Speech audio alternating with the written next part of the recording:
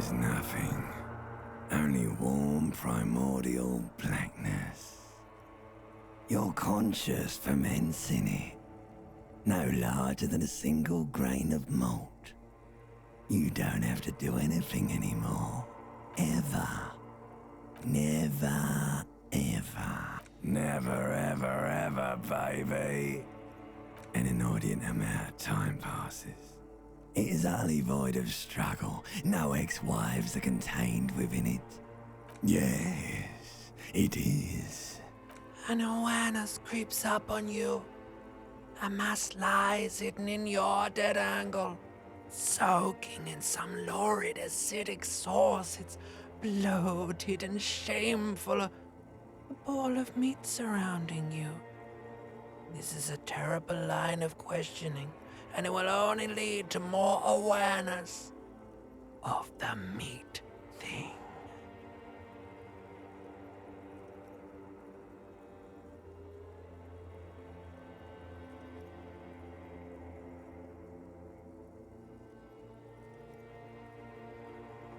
There. No, I know you do, baby. I know. Coming right up, sir. Smooth passage. All right. Nothing down to fuck all, borough. Do you want me to upgrade that to a one-way trip, sir? The song of death is sweet and endless, like a fly to the ointment. You can take it. You're a champion. The stench of liquor rises from your mouth, and with it, an ungodly headache. A fiery streak penetrates your skull, trying to force your eyes open. It's a sound, a clarion call from hell. Somehow, you know what it is. A Caprice Canema motor carriage.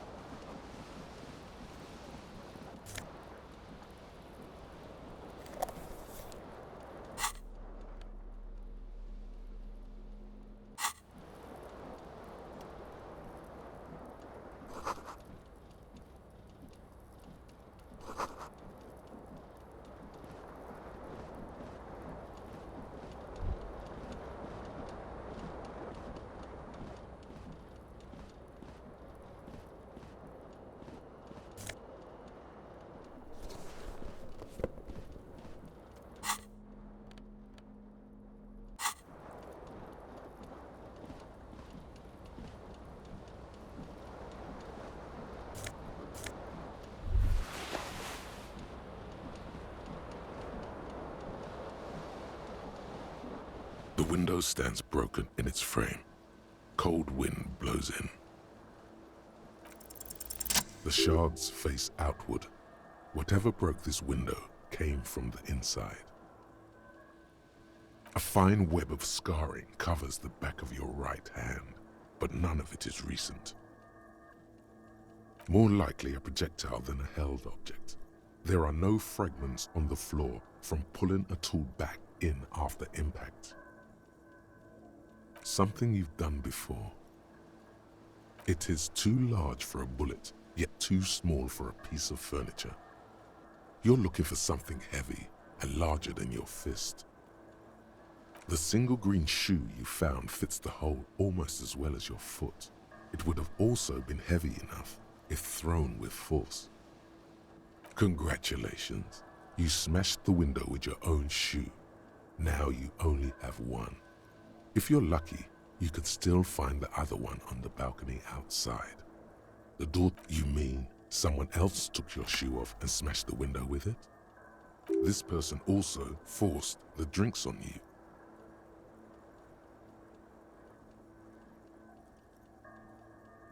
A cool wind gushes in. Your toes curl up from the cold. You hear a jingle. Keys are clinking in the pocket of your flare-cut pants. It says, whirling in rags, on the aluminium keyring. There is a single key on the ring. The number 1 is etched on it. It should open the door. The Whirling in Rags is a hostel cafeteria on the urban coast, frequented by dock workers.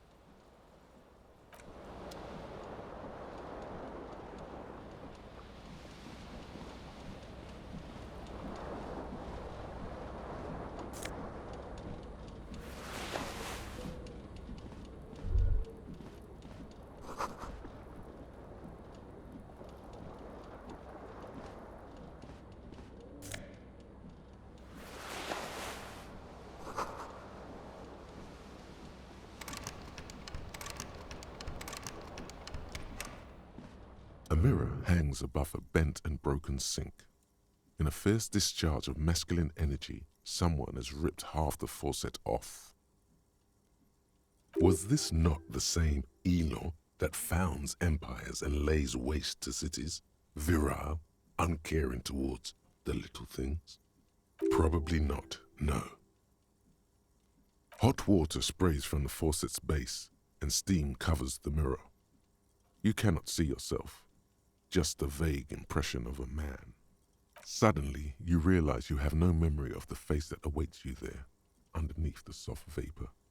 Really, all recollection of the person you are, the people in your life, and even the world you're in has drowned in a sea of blood alcohol. This was no mere night of drinking. It was a deluge of world-ending proportions. With all the synapses you've extinguished, it's a miracle you can even think this sentence. You've interrupted a true act of self-annulment here. As you slowly reach your hand towards the surface of the mirror. Abort. You clearly have not thought this through. You won't like what you see there, and you will never unbecome it.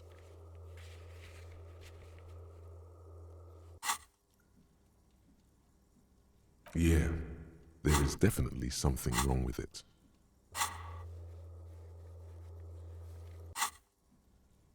Where to even begin? There I bet you are. Your nose feels like a small balloon in the middle of your face. It hurts when you honk it. It doesn't appear to be a particularly tiny nose either. Not with all the drinks it's absorbed for you. Don't be scared. It's only your face. It's not like anyone's going to see it. It's not. It's swollen and snail-like, wriggling between your fingers. Behold. You have no idea who this thing is, do you? Whatever it is, at least it's dead now. There's clearly rigor mortis on your face. Oh wait, is that an expression? Are you trying to make an expression with that face?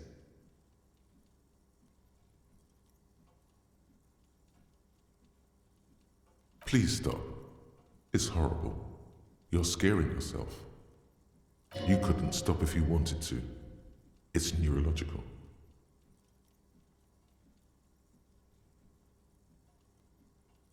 You can't, can you? It's like it's not even voluntary anymore. You have worn that grin into your face, and now it won't come off. What does it even mean? What is the emotion you're trying to convey?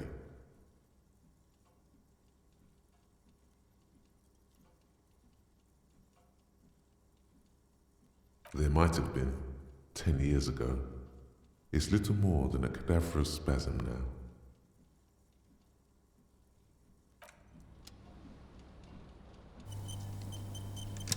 A mirror hangs on the bathroom wall. In it, it belongs in the new, the third decade of the current century. Enough time had passed from the failure of the revolution that, for a fleeting moment, free market economy seemed like the ultimate, uncontested way of life for our species. Things were good. It was smooth sailing. People made gold and champagne-tinted interiors and facades to suit the times, calling this the new style. But more importantly, disco happened. For Revachol, your city, that meant only one thing: Guillaume le Million. If it doesn't rhyme, you're not pronouncing it right.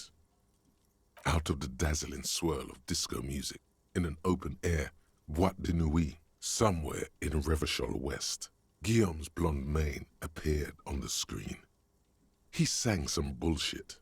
Then he made the expression. Everyone loved it. Maybe you thought some of the stardust would rub off on you. Maybe it did. Either way, it's all gone now. Only the grimace remains. The click is used to spur on a horse. It also features heavily in Guillaume le Million's regional mega hit, Don't Worry Your Pretty Little Head. Some 20-odd years. There is a vast ocean of time between right now and the expression.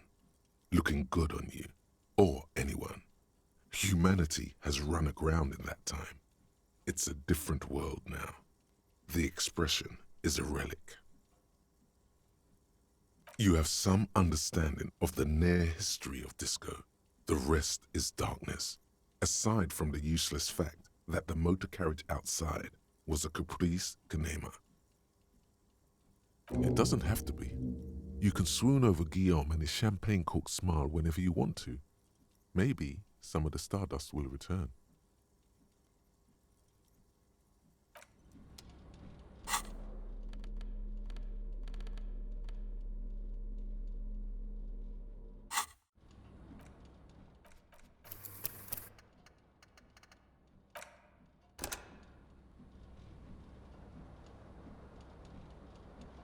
A mirror hangs on the bathroom wall. In it, your face, adorned with the expression. It's too late. Like an image on film. The expression belongs to your primary motor cortex. It would take a minor neurological miracle for you to cease producing it.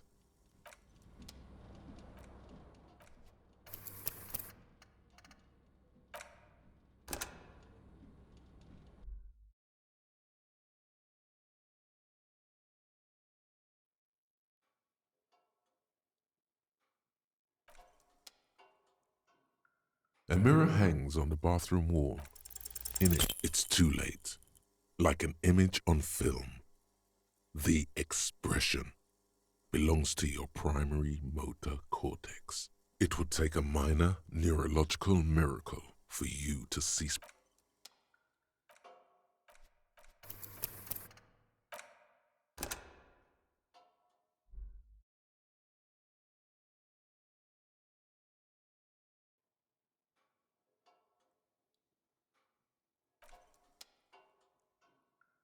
A mirror hangs on the bathroom wall.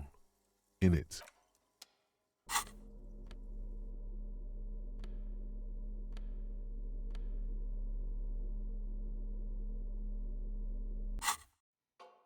a mirror hangs on the bathroom wall. It's too late. Like an image on film. The expression belongs to your primary motor cortex. It would take a minor neurological miracle for you.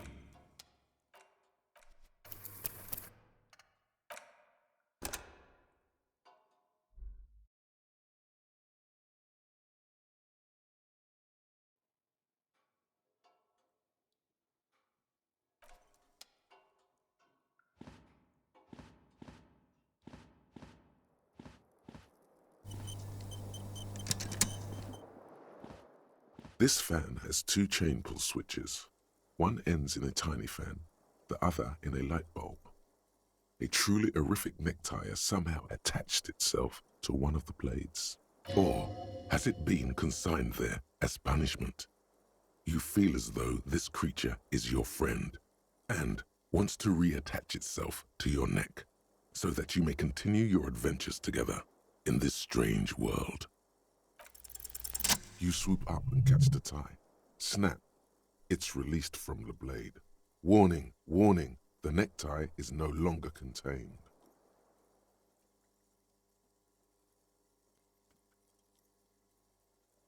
What you have in your hand is a fantastically colorful tie with 4 or 5 different patterns. The knot reminds you of a noose. If it's your friend, why was it up there? Who ties their friend to a ceiling fan? Maybe this thing is dangerous somehow. An ominous, foreboding feeling fills you as you look at the tie. A terrible mistake. Turn the lights off immediately. You can practically feel the photons burning a hole in your brain. It's just a little hangover-induced photosensitivity. Don't overreact. Little black spots dance on your retinas. It's almost pleasurable.